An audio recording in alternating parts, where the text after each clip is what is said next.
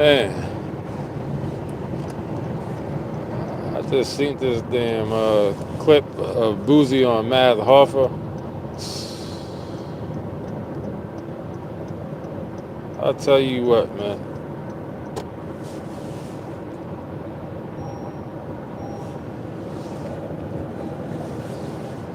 So, Boosie on Mad Hoffa.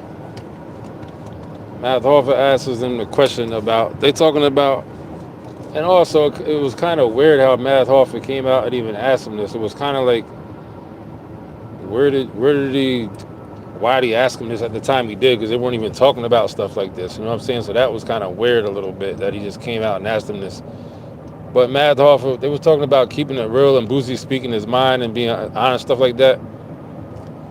Mad Hoffa comes out of nowhere, like out of left field, and asks him about, so if there's a gun in the car, what do you do if you get caught with a gun in your car?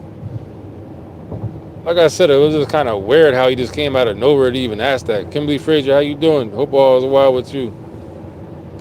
And he said, Boosie was like, well, I got people in the car who take the blame for that. He was like 7 times before. Whoever the youngest person in the car is, I'm just getting off of work. I didn't say that. I might look all raggedy and rusty. Just got off work like a goddamn goofball. Nah, like a real man, like a real man. If you work, you know what I'm saying, doing what you gotta do. It just feel crazy when you done went out and did a hard day work. You go home and see on fucking on the internet, a 13-year-old done made $12 million doing some goofy shit on TikTok or YouTube. You know what I'm saying? But yeah, I just got off of work.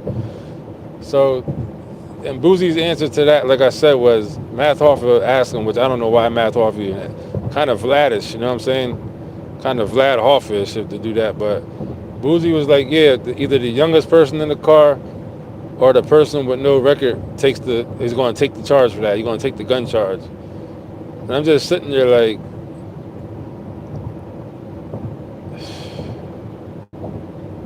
this is the thing, man. This real nigga thing is a disease in the black community.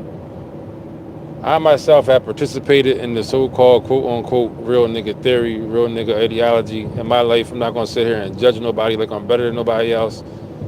But this shit is a disease, man. Because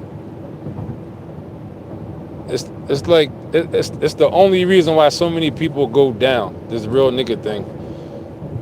Because at the end of the day, man, when you doing dirt, committing crime, trying to get by, it's supposed to be about money at the end of the day. And I ain't gonna sit there and say when I was young running around like I always done everything for a righteous reason all the time. I ain't gonna say I never did no goofball stuff.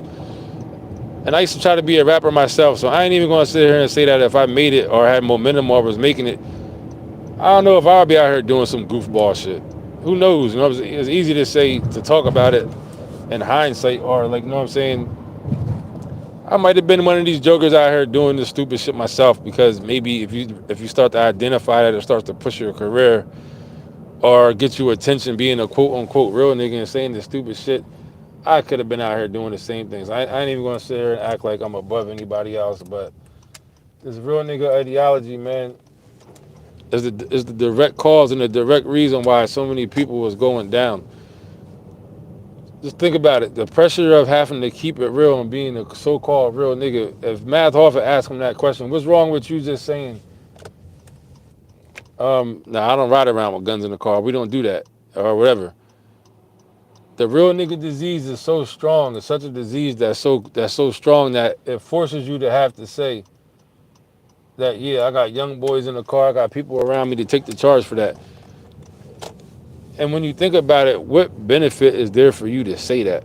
All you doing is just told the police and anybody that's listening is that, for one, yeah, you do have a gun in the car. You're going to most likely have a goddamn gun in the car.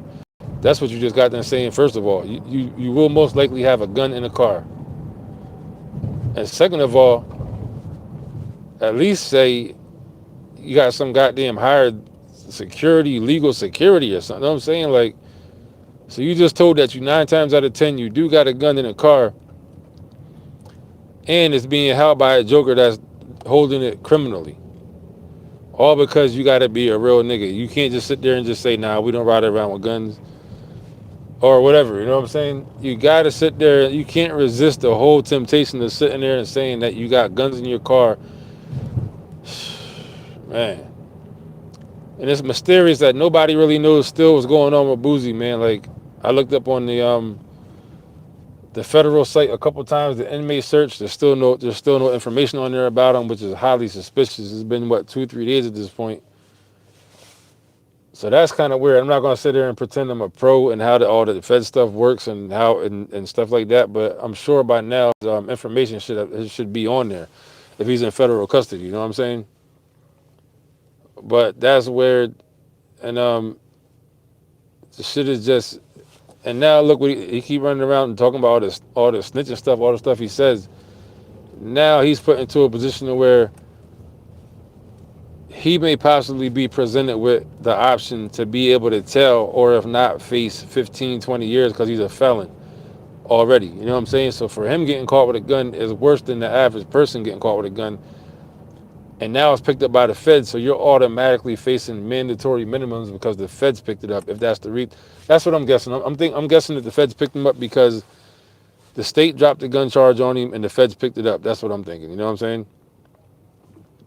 So if that's what it is, you're now in the position to where you're facing mandatory minimums of this gun charge. I think it's like 15 years mandatory minimum that he's facing with this gun charge with the feds. So now they're going to put him into a position to where, are you going to tell some information to get yourself out of trouble? You know what I'm saying?